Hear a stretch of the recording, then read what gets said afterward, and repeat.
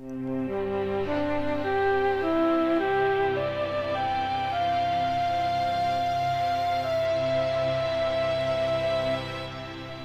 evening. Tonight we're reading Little Women by Louisa May Alcott. Chapter 3, The Lawrence Boy. "Joe, Joe, where are you?" cried Meg at the foot of the garret stairs. "Here," answered a husky voice from above, and running up, Meg found her sister eating apples and crying over the Heir of Redcliffe, wrapped up in a comforter on an old three-legged sofa by the sunny window. This was Joe's favorite refuge, and here she loved to retire with half a dozen russets and a nice book to enjoy the quiet and the society of a pet rat who lived nearby and didn't mind her a particle. As Meg appeared, Scrabble whisked into his hole. Joe shook the tears off her cheeks and waited to hear the news. "Such fun! Only see! A regular note of invitation from Mrs. Gardner for tomorrow night," cried Meg, waving the precious paper and then proceeding to read it with girlish delight. Mrs. Gardner would be happy to see Miss March and Miss Josephine at a little party on New Year's Eve. Marmee is willing we should go. Now what shall we wear? "What's the use of asking that when you know we shall wear our poplins because we haven't got anything else," answered Jo, with her mouth full. "If I only had a silk," sighed Meg. "Mother says I may when I'm 18, perhaps, but 2 years is an everlasting time to wait." "I'm sure our pops look like silk, and they are nice enough for us. Yours is as good as new, but I forgot the burn and the tear in mine. Whatever shall I do? The burn shows badly, and I can't take any out." "You must sit still all you can and keep your back out of sight. The front is all right. I shall have a new ribbon for my hair, and Marmee will lend me her little pearl pin, and my new slippers are lovely, and my gloves will do, though they aren't as nice as I'd like. Mine are spoiled with lemonade, and I can't get any new ones, so I shall have to go without," said Jo, who never troubled herself much about dress. "You must have gloves, or I won't go," cried Meg decidedly. "Gloves are more important than anything else. You can't dance without them, and if you don't, I should be so mortified." "Then I'll stay still. I don't care much for company dancing. It's no fun to go sailing around. I like to fly about and cut capers." "You can't ask Mother for new ones. They are so expensive, and you are so careless," she said. "She said when you spoilt the others that she wouldn't get you any more this winter." "Can't you make them do?" asked Meg anxiously. "I can hold them crumpled in my hand, and so no one will know how stained they are. That's all I can do. No, I'll tell you how we can manage. Each wear one good glove and carry a bad one. Don't you see?" "Your hands are bigger than mine, and you will stretch my glove dreadfully," began Meg, whose gloves were a tender point with her. "Then I'll go without. I don't care what people say," cried Jo, taking up her book. "You may have it, you may, only don't stain it, and do behave nicely. Don't put your hands behind you, or stare, or say Christopher Columbus, will you?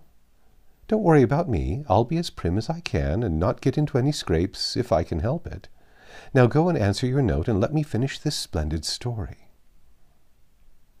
So Meg went away to accept with thanks, look over her dress, and sing blithely as she did up her one real lace frill, while Jo finished her story, her 4 apples, and had a game of romps with Scrabble.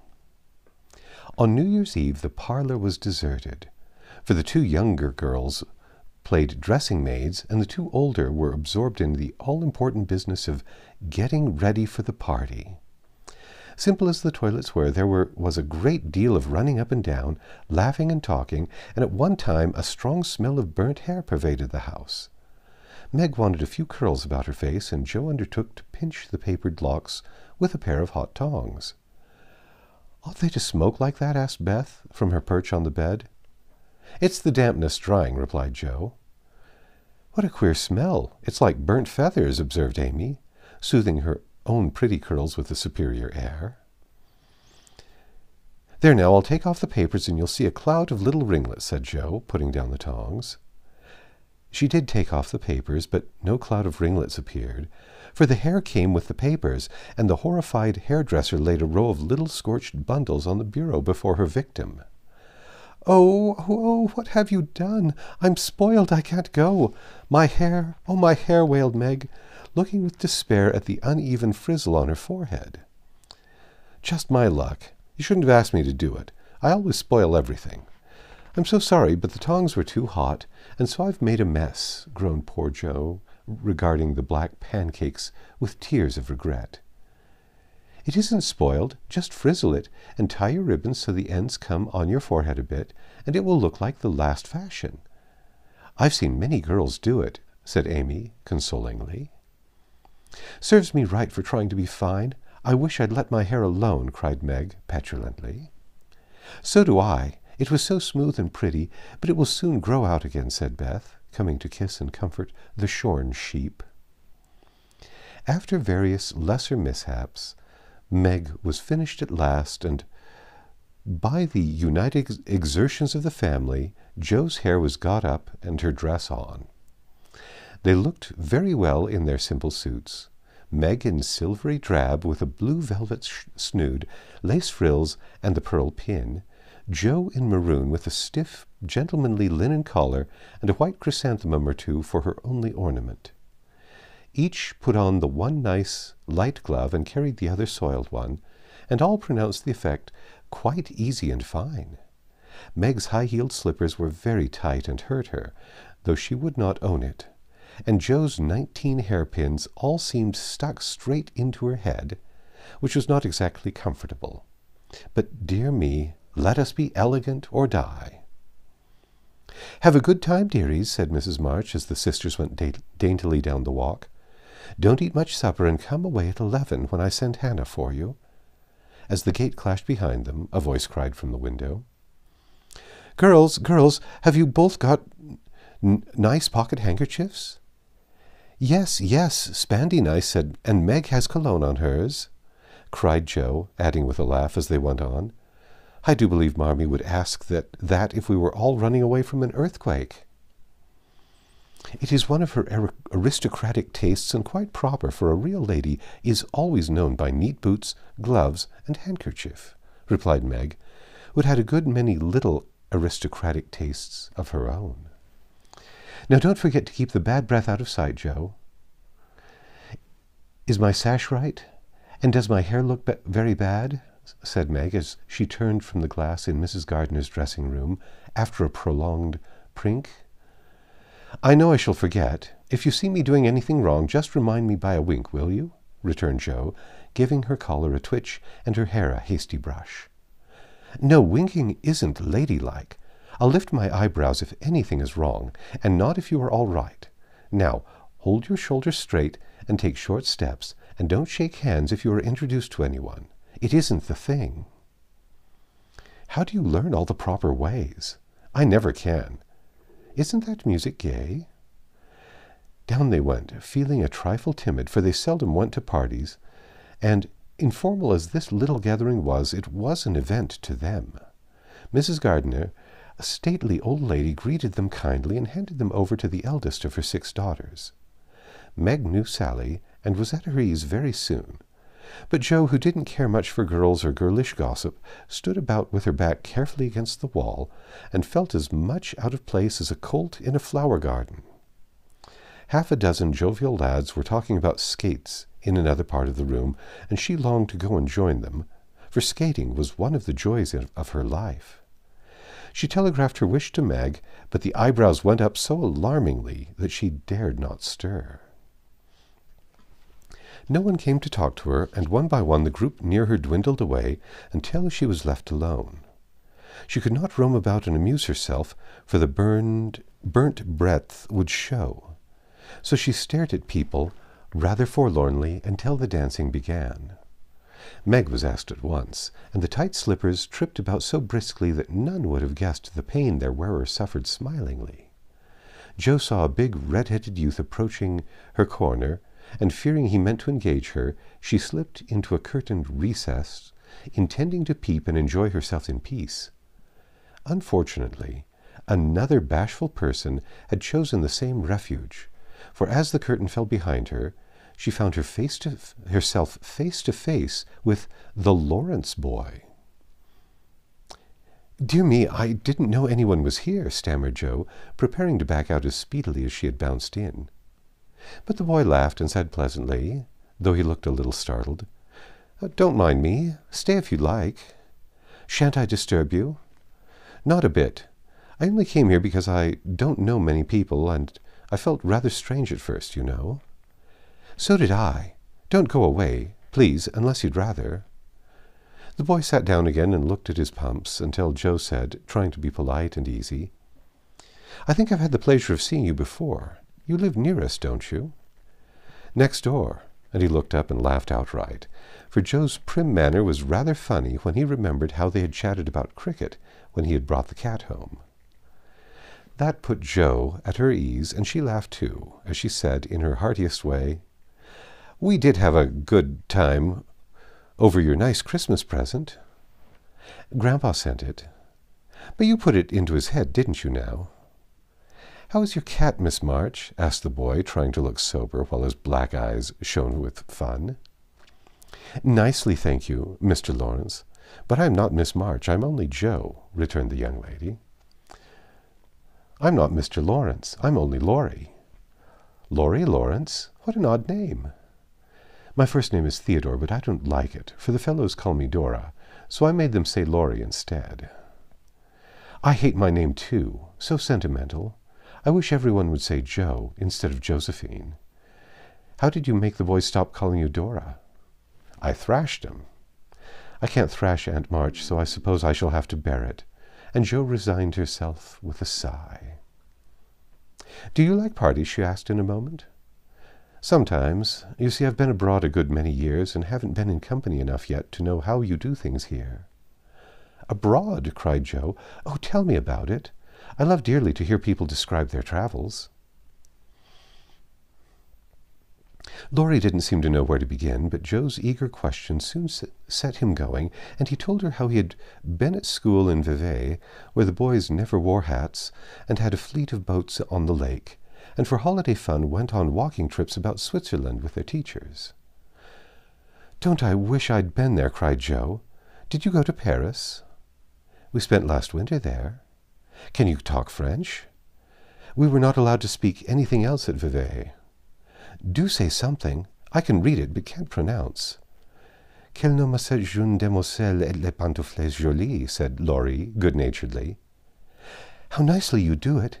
Let me see, you said, 'Who is the young lady in the pretty slippers,' didn't you?"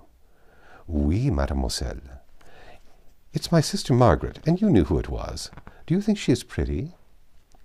"Yes, she makes me think of the German girls. She looks so fresh and quiet and dances like a lady." Jo quite glowed with pleasure at this boyish praise of her sister, and stored it up to repeat to Meg. Both peeped and criticized and chatted until they felt like old acquaintances. Laurie's bashfulness soon wore off, for Jo's gentlemanly demeanor amused and set him at his ease, and Jo was her merry self again, because her dress was forgotten, and nobody lifted their eyebrows at her. She liked the Lawrence boy better than ever, and took several good looks at him so that she might describe him to the girls, for they had no brothers, very few male cousins, and boys were almost unknown creatures to them. Curly black hair, brown skin, big black eyes, handsome nose, fine teeth, small hands and feet, taller than I am, very polite for a boy, and altogether jolly. Wonder how old he is. It was on the tip of Jo's tongue to ask, but she checked herself in time, and, with unusual tact, tried to find out in a roundabout way. "I suppose you are going to college soon? I see you pegging away at your books. No, I mean studying hard," and Jo blushed at the dreadful pegging which had escaped her. Laurie smiled, but didn't seem shocked, and answered with a shrug, "Not for a year or two. I won't go before 17 anyway." "Aren't you but 15?" asked Jo, looking at the tall lad, whom she had imagined 17 already. 16 next month. How I wish I was going to college. You don't look as if you liked it." I hate it. Nothing but grinding and larking, and skylarking. I don't like the way the fellows do either in this country. What do you like? To live in Italy, and to enjoy myself in my own way.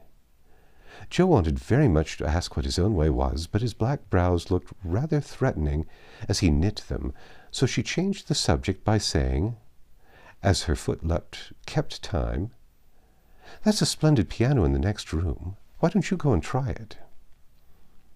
If you will come too," he answered, with a gallant little bow. "I can't, for I told Meg I wouldn't because—" There Joe stopped and looked undecided whether to tell or to laugh. "Because what?" asked Laurie, curiously. "You won't tell?" "Never." "Well, I had a bad trick of standing before the fire, and so I burned my frocks, and I scorched this one, and though it's nicely mended, it shows, and Meg told me to keep still so no one would see it. You may laugh if you want to. It is funny, I know." But Laurie didn't laugh. He only looked down a minute, and the expression of his face puzzled Joe when he said, very gently, "Never mind that. I will tell you how we can manage. There's a long hall out there, and we can dance grandly, and no one will see us. Please come." Joe thanked him and gladly went, wishing she had 2 neat gloves, when she saw the nice pearl-colored ones her partner wore.